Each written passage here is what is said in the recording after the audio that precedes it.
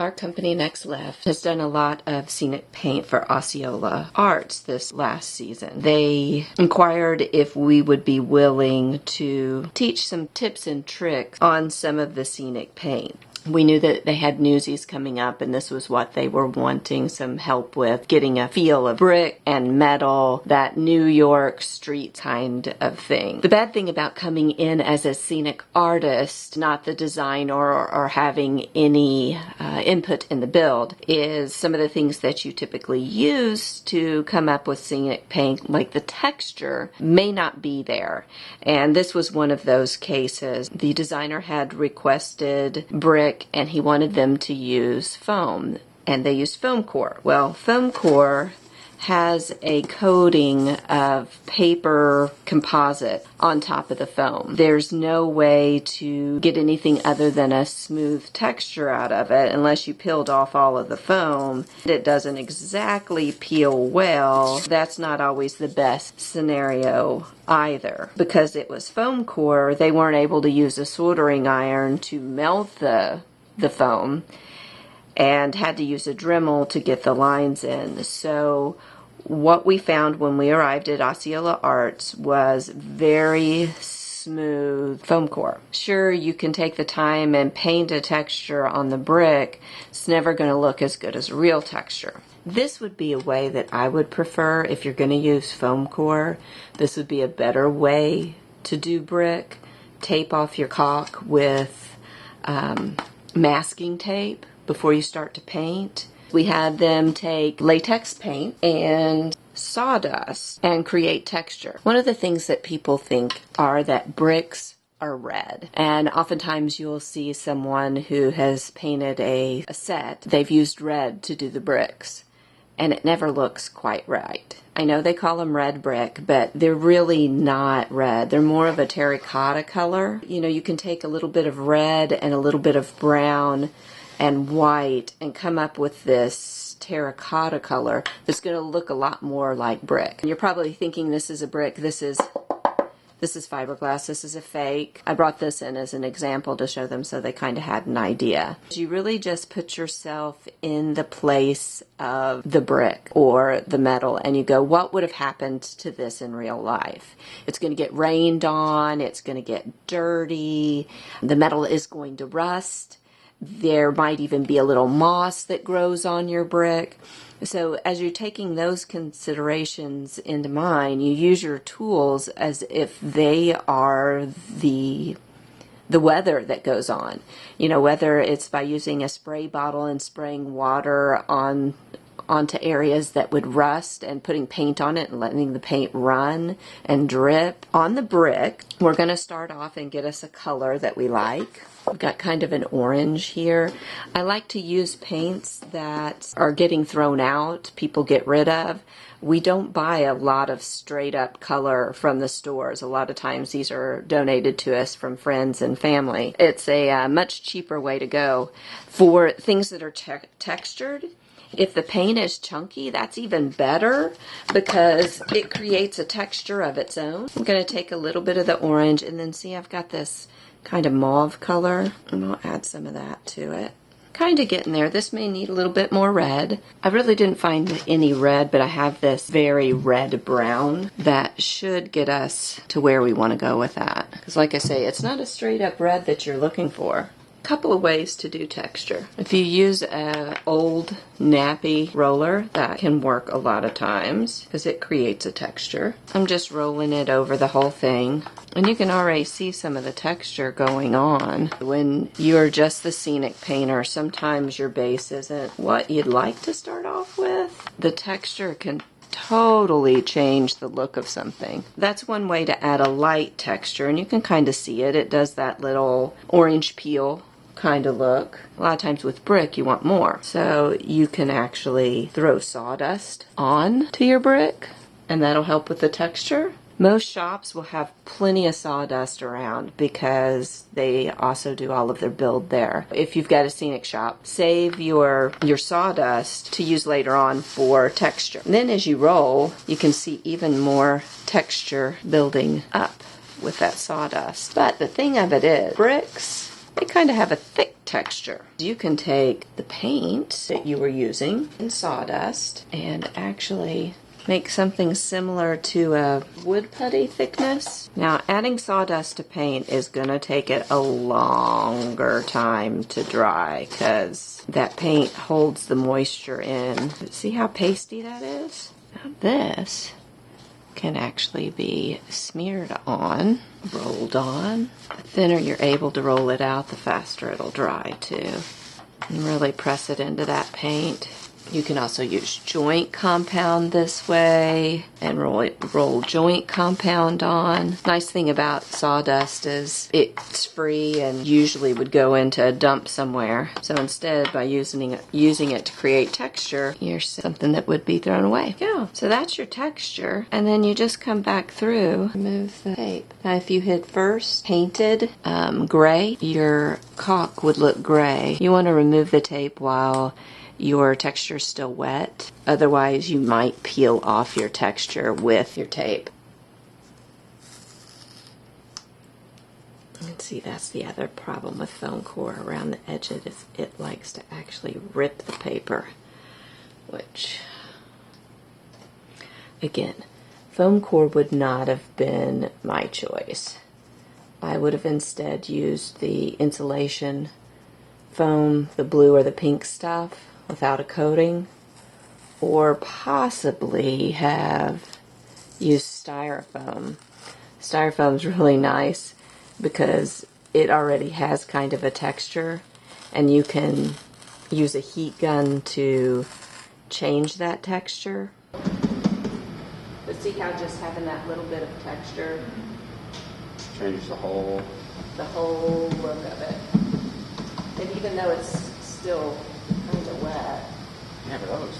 Actually, I don't hate the fact that it's still wet and it's kind of mixing in now. Yeah. And there you have it. And just because you have the tape off doesn't mean that you can't continue to add to your brick. And this may be looking a little messier than what I could have done, but this gives you an idea. I think this looks a lot better than those small cut lines. But a lot of times as scenic painters or as techs who are building these, your designer makes those calls. Okay, so I've got my base on my bricks. I'm going to let that dry before I start putting on some of the other colors. It's kind of important to put layers on these bricks to make them look real. That's how they would look if they were bricks in a building. They are not just flat, one color anomalies. What I like to do after you've got your brick texture on is let's add those darks in to highlight some of your texture. So this is just a gray wash, really dark gray, and depending on how dark you want it, you can go in and dab off.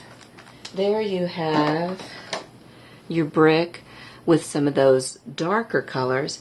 Now you're actually going to want to come through and put in some lighter colors too, because with the brick is really kind of mottled.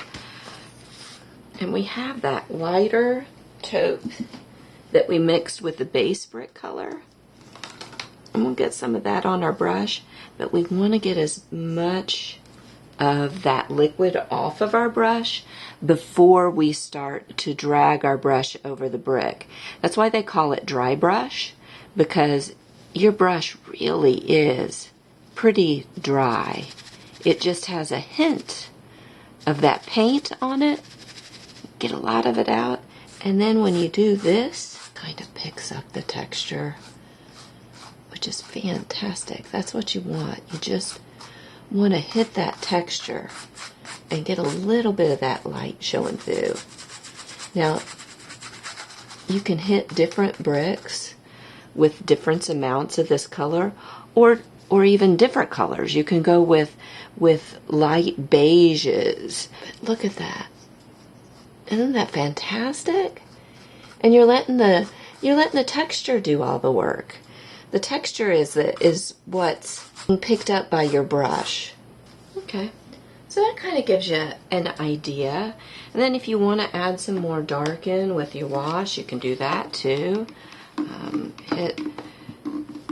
Hit one area in particular that you'd like to see more dark in. Alright, most of the metal that we were working with at Osceola Art was on wood, just to give a better detail of what we were doing. I'm going to do it on a piece of foam core again. Didn't have a choice of what texture was going to be there or what we had to work with. When you get on site and you realize what you're actually working with, you've got to do some thought processes and come up with some solutions. Again, I like chunky paint in a roller to start as my base because that gives you a texture to work with, and metal definitely has a certain kind of texture, especially when it's iron and the things that are used in places like New York cityscapes, and for Newsies that's what they were going for. So I usually start with a base of gray. You roll that on. I'm using a dirty roller, I'm so bad, but the warmth of the other paint is not a bad thing. And see how your roller just naturally pulls up a texture? It really does this nice texture just on its own. And the thicker the paint, the better. It's very strange because most people, when they're doing metal, they want to base their set piece out in metallic silver. Metallic can be expensive. The less you have to use of it, the better. And aged metal really does lean more toward black, gray, colors other than silver. So what I'm doing here is I'm basing it out in a gray. I'm letting the roller tack and pull little peaks onto the material. This could be achieved on wood without a problem. It would help fill in some of the wood grain. If you wanted to, say, add a rust spot, you can take that brick that you had earlier, that chunky paint that has the sawdust in it, and you could do, say, a little baklava rust over here in the corner. One of the things that I always try to teach while I'm talking about scenic paint is think about where stuff would naturally occur. It would rust around bolts, at seams.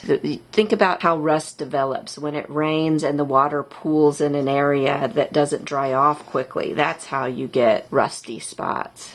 Rust is highly textural. If you can add some texture, it's going to make it look more realistic, especially on a set where you've got dramatic lighting. Dramatic lighting will show you right away if you've got something that's just flat. One of the tricks I like to use is use old spray bottles to do washes. It saves on time. Also, it's great for rust because you can create the streaking that happens naturally with rust. So I'll usually do half and half paint, half water to make it a nice wash that will spray easily through the bottle. I'm going to do a darker brown wash, almost black. We'll do that over the top of the metal, and you just kind of spray it on and then dab it.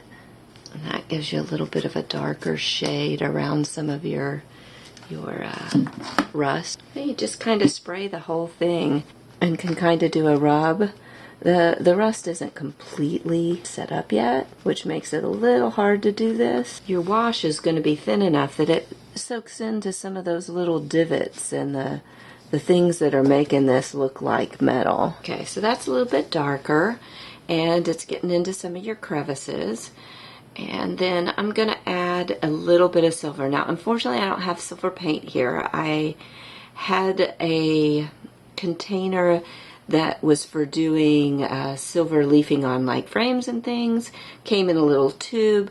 Well, it dried up, but it made this almost crayon of silver paint that I like to use. So we'll do that next. In the theater, what we did was we took metallic silver paint, had a very little bit in the brush, scrubbed as much of it as you could out because you really wanted the dry brush effect, and that's how we achieved the silver on that. But here I'm just going to use this silver leafing crayon. None of this was ever supposed to be used this way. With artists and with scenic artists and small budgets, you use what you have available and you try to save cost where you can, especially in not-for-profits where the money is not there to do all that you'd like to do. Here you can see just a little bit of this brings out all of that texture that you put on, and look at that. It really does kind of look like steel. And then you can kind of go back through and do a little bit of this, kind of blend it in. And there might even be some on the rust. We're going to come back with the rust and make it look even more realistic too. So there you've got a little bit of your silver. It's picking up those high points. Now with the rust, really go for a nice orange. It's okay to go bright orange with some of your rust because rust does that. All right, we're going to work on the rust. Typically this would be done in place so you would have it sitting at an angle. This allows you to get the right effect because rust is affected by water. It gets its look from the way that water runs, how water reacts with metal. So really what you're trying to do is mimic what would happen in nature. And I'm using a really bright orange on this. And it doesn't all have to be on your textured portion. A little there, that's just a light rust. A little bit there, a little there. Rust a lot of times looks spotty, but it also looks runny. So you take a water bottle completely full of water, you start hitting. You hit it up close and it'll knock more of it off and your runs will be lighter. You hit it from a distance and it disperses all of your runs. How that's all starting to look like. And you can come back in with that darker, the brick color that you mixed up. Because rust isn't just one color. As it gets darker, it changes. More orange, less orange. Isn't that nice? It really gives you a nice look. That kind of is what you do to achieve rust. And again, just think about rain and think about how rain reacts with the metal that you're painting, where it would react. So for realistic looking metal, I think this looks pretty good. It's a little rustier probably than I wanted to demonstrate that, so it may be a little bit rustier than what you would normally do. After you do your rust, if you wanted to come in and add more silver, you could, but you don't have to. But check that out. Isn't that pretty cool? I just feel like this is way more complicated than when you guys do it. Yeah. You guys show me and I'm like, oh. That's easy. That's easy. I could have. Oh. Yeah. No. But that's the point. There's ways to make it difficult, and there's ways to make it easy. And that's the easy way. Yeah. You guys have. We do too.